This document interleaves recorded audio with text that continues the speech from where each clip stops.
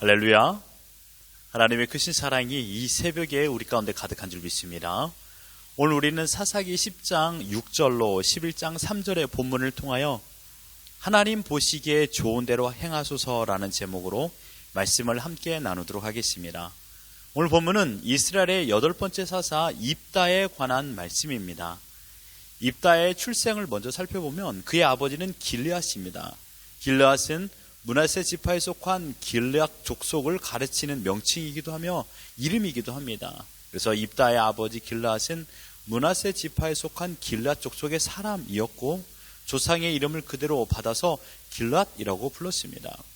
입다의 어머니는 누굽니까? 기생입니다. 무슨 이유로 기생이 되었는지 어떻게 그 사람과 만났는지는 우리가 알 수 없지만 중요한 것은 이 입다의 어머니는 기생이라는 것입니다.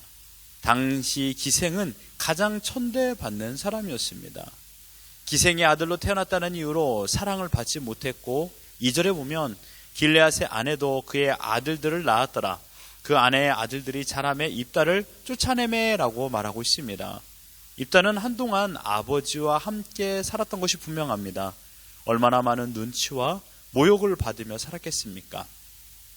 그리고 무서운 협박을 받았을 것이며 끝내는 쫓겨나게 되었습니다.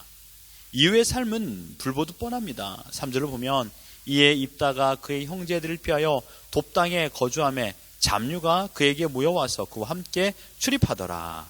우리말 성경을 보면 그리하여 입다는 그의 형제들에게 도망쳐서 돕당에 살게 되었습니다. 입다는 그곳에서 건달들과 함께 어울려 다녔습니다. 원어로 보면 잡류라는 말은 텅 빈 자라는 뜻입니다. 인생의 목적이나 방향이 없이 하루하루를 무의미하게 살아가는 자들을 말하는 것이죠. 그러니 생활의 기준이 있을 리 만무합니다. 방탕한 생활을 하는 무리와 함께 생활하였습니다. 힘과 지혜가 있었는지 입다는 그 무리에서 리더가 되었습니다.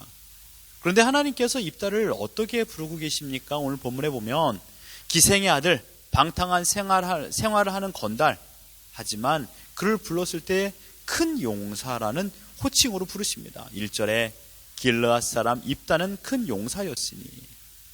입다는 성경에서 처음 등장하는 사람입니다. 그런데도 불구하고 큰 용사로 불렀습니다. 마치 이런 것입니다. 예를 들어본다면 회사에 큰일이 났습니다. 더 이상 버틸 힘이 없는 상황이죠. 누가 이 일을 해결할 수 있을까? 누가 이 일을 감당할 수 있을까? 그런 누구인가? 라는 질문을 가지고 있는데 사람들이 대답을 합니다. 이 위기에서 건질 사람은 바로 김아무개나 이아무개입니다. 라는 것이죠. 그런 의미입니다. 사사기 10장 18절에 같은 맥락으로 질문하고 있습니다. 길르앗 백성과 방백들이 서로 이르되 누가 먼저 나가서 암몬 자손과 싸움을 시작하랴. 그가 길르앗 모든 주민의 머리가 되리라 하니라. 여기에서 중요한 포인트는 무엇입니까? 누가 먼저 나가야 하는가? 그는 누구인가 이것입니다. 그는 누구인가? 누가 이스라엘을 위기의 상황에서 구원할 수 있는가? 그는 누구인가? 라는 질문을 하게 되었고 그 대답에 입다였다라고 큰 용사라고 하나님께서 소개하고 있습니다. 그러므로 본문 1절로 3절은 입다를 소개하면서 그의 가정사를 말하게 되었고 입다의 현재의 상황을 증거하고 있는 것입니다. 지금 이스라엘의 상황 어떠합니까? 4절에 보면 얼마 후에 암몬 자손이 이스라엘을 치러하니라. 이스라엘은 하나님의 돌봄으로 사사 돌라와 야엘이 활동하게 되었고 45년 동안 평안을 누렸습니다. 한동안 평안을 누리고 살다 보니 또 세상에 헛된 것들이 보이기 시작한 것이죠. 6절에 보면 이스라엘 자손이 다시 여호와의 목전에 악을 행하여 바알들과 아스타롯과 아람의 신들과 시돈의 신들과 모압의 신들과 암몬 자손의 신들과 블레셋 사람들의 신들을 섬기고 여호와를 버리고 그를 섬기지 아니하였다라고 말하고 있습니다. 여러분, 섬기는 우상들이 얼마나 많이 증거하였습니까? 지난날 이스라엘 백성들이 우상을 섬겼던 것과 비교해 보십시오. 더 폐역하고 더 악한 우상 숭배자들이 되었습니다. 이방 신들을 보십시오. 바알들, 아스타롯의 신들, 아람의 신들, 모압의 신들, 암몬 자손의 신들, 그리고 블레셋 사람의 신들.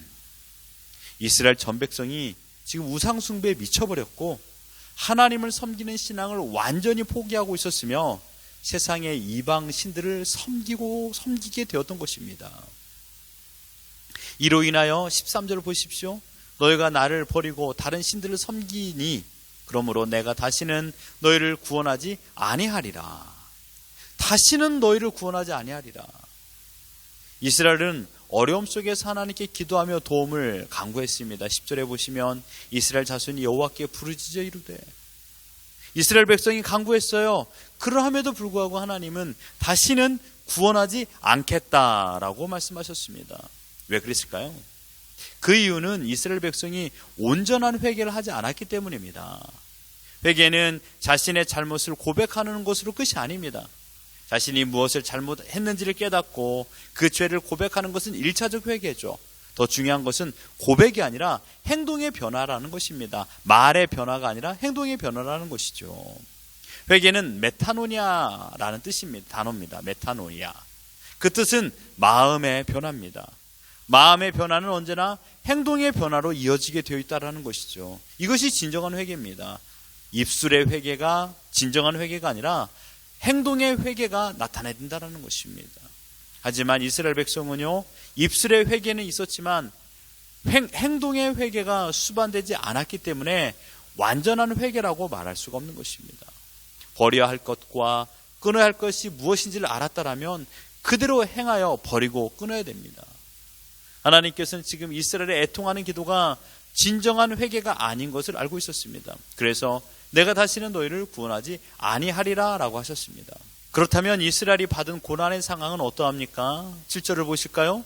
여호와께서 이스라엘에게 진노하사 블레셋 사람들의 손과 암몬 자손의 손에 그들을 파심해 그들이 요단강 저쪽 길앗에 있는 아모리 족속의 땅에 있는 모든 이스라엘 자손을 쳤으며 18해 동안 억압하였더라.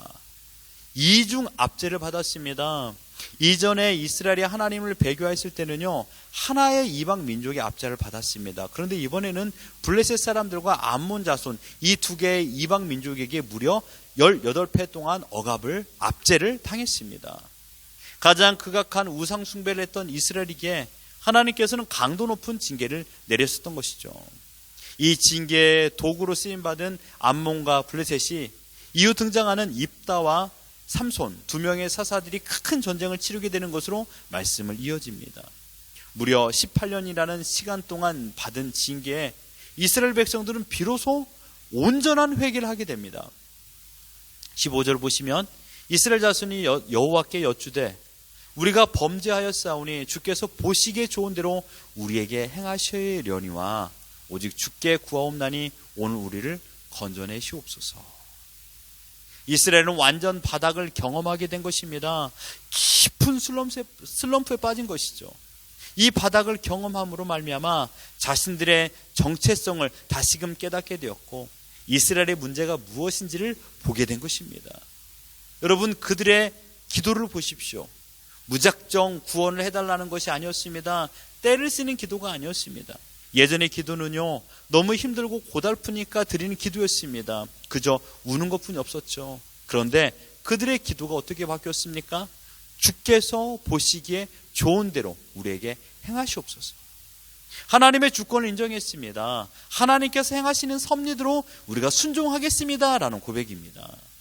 지금까지는 우리 눈에 보기 좋은 것을 결정하고 선택하며 살았지만 그 모든 선택이 허망했음을 깨달았고 자신들의 결정이 틀렸음을 알게 된 것입니다. 그리고 지금 억압을 받는 것도 자신들의 잘못된 선택의 결과인 것을 비로소 알게 되었습니다. 하나님의 뜻대로 행하여 주시옵소서. 하나님의 뜻이 억압의 연속이라면 그 뜻대로 진행하심에 순종하겠나이다. 하나님 보시기에 좋은 대로 우리를 인도하여 주시옵소서. 여러분, 인생의 바닥을 경험함으로 인하여 자신들의 현재의 모습을 보게 됩니다. 우리도 그러지 않았습니까? 지난날 인생의 바닥을 경험하고로 깊은 슬럼프에 빠짐으로 내가 무엇이 문제인가 나를 돌이켜보는 시간이 있지 않았습니까? 혹시 지금 여러분들이 인생의 깊은 슬럼프에 빠졌다라면, 깊은 절망 속에 있다라면 원망과 불평으로 세상을 바라보지 마시고 이웃을 바라보지 마시고 심지어 가족을 바라보지 마시고 무엇이 문제인가, 무엇 때문에 이렇게 되었는가 생각해 보셔야 됩니다. 나를 돌이켜보는 시간이 되어야 됩니다. 그토록 사랑했던 이방신들은 우리를 사랑해 주지 않았습니다. 구원해 주지 않았습니다. 보호해 주지 않았음을 이스라엘 백성들을 깨달았습니다. 누가 우리를 사랑하고 있는가? 라는 질문에 정확한 대답을 비로소 이스라엘 백성들이 알게 되었습니다. 누가 우리의 왕인가? 우리 자신도 왕이 아니요, 이방 우상들도 왕이 아니고 오직 하나님만 왕이십니다라는 고백을 온전히 하나님께 드리게 된 것입니다. 그 고백의 기도가 하나님 보시기에 좋은 대로 행하소서입니다. 하나님은 그 기도에 응답하시고 암몬과 블레셋으로부터 구원하시기로 결정하셨습니다.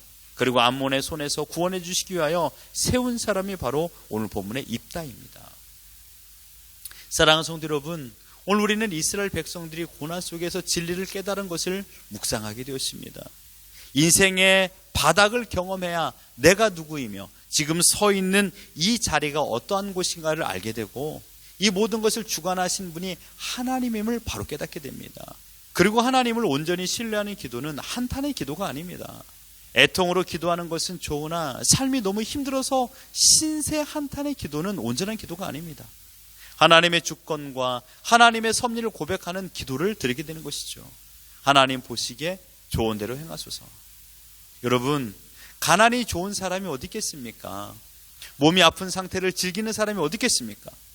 매일 가정이 어렵고 삶이 고달픈 것을 행복이라고 말하는 어리석은 사람은 없을 것입니다. 하지만 하나님께서 지금의 가난과 육신의 공고함을 허락하셨다는 것을 믿는다면 우리의 기도는 바뀌게 됩니다. 지금의 상황을 하나님께서 목적과 계획이 있어서 허락하셨다라는 것을 믿게 됩니다. 지금은 우리가 어디에 서 있는지 어느 정도로 가고 있는지 모릅니다.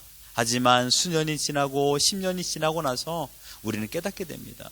그때 하나님이 이런 목적으로 나를 그곳에 머무르게 하셨고 그런 아픔과 어려움 또는 성공과 승리를 주셨다라는 것을 알게 됩니다.